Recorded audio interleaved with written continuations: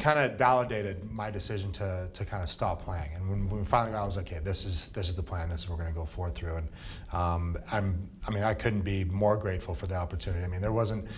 I mean, if I'm honest, chances are I probably wouldn't have finished my degree. I mean, it's not like I was swimming in money, right? And I wasn't going to be able to finish my degree for, whatever it was going to be, $10,000, $20,000. That wasn't exactly in the cards at the time. So this was perfect. I mean, I couldn't have asked for a better situation, especially coming back, and I had to come back. That was part of the stipulation, had to be on campus.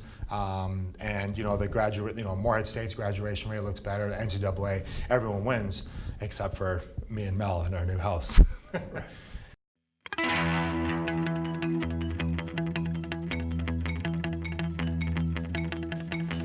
There's really no reason to not take advantage of the opportunity. I mean, it's there for people like me. It's for, people who left school, didn't finish, whether or not they moved on to, play professionally, or they just, school wasn't quite for them at that point. As far as I'm concerned, especially when it comes to education, and this is kind of a new perspective, especially, when you grow up, you realize how important it actually is. But there's, with all the channels and all the avenues for former athletes or students to go and get your education, I think there's no better. I mean, it was a great opportunity, and for anyone thinking about coming back or kind of on that fence, it's well worth putting your time and trying to do it, because the worst thing that can happen is you're in the exact same boat you were when you did it before, right? I mean, if you have the chance and you do get it, then you'll probably do a backflip like I did when I got it, right? You'll be really excited to finish your degree. So I mean, like I said, I mean, there's so many challenges, so many avenues set up for you to do it. And it depends on where you are, right? It depends on where you are and in your life or whatever's going on. But I think it's definitely well worth the time. How crazy it may be, but it's definitely worth it.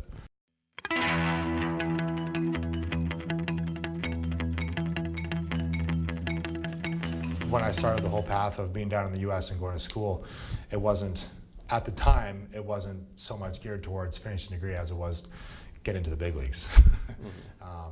So it was, now that it was kind of all over, it was really, the university studies thing was not necessarily what I wanted to do out of the chute, and not to say that I didn't, I enjoyed all my classes. I enjoyed every one of them, but it wasn't quite, the geography part of it, I think, was what interested me. It was unfortunate that I couldn't do that. But in terms of long term, I'm not quite sure. We'll see what happens. I mean, this new career is going to be in front of me, so we'll see what happens there. But it's pretty interesting. The anatomy part is pretty cool.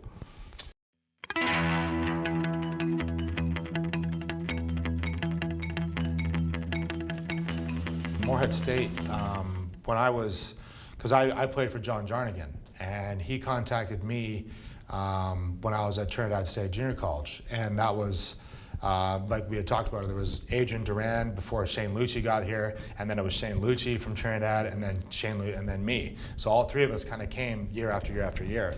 And the first thing that struck me when Coach Jarnigan contacted me was I looked at the schedule, and I saw that, that the exposure definitely was there. I mean, we're playing teams, University of Kentucky, University of Louisville, Tennessee. You're getting exposure, and those games are done before conference starts. So at the time, if I was afforded the opportunity to pitch, and during those conference games, I was still going to be able to pitch in those, maximum exposure games that you could.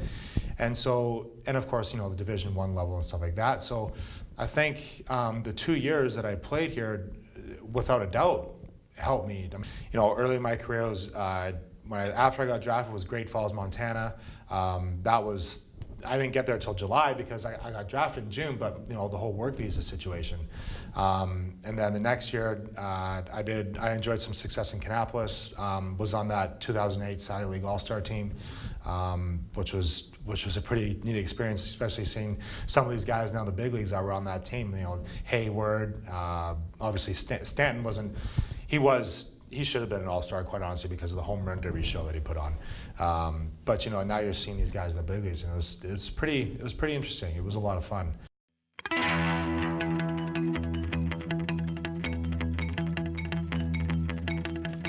right now, I mean, we're thinking about, down the road, we want to kind of move up to the Northwest. She loves it in Portland. I've never been, but I've driven through it, and it's in the Northwest, so I love Portland too.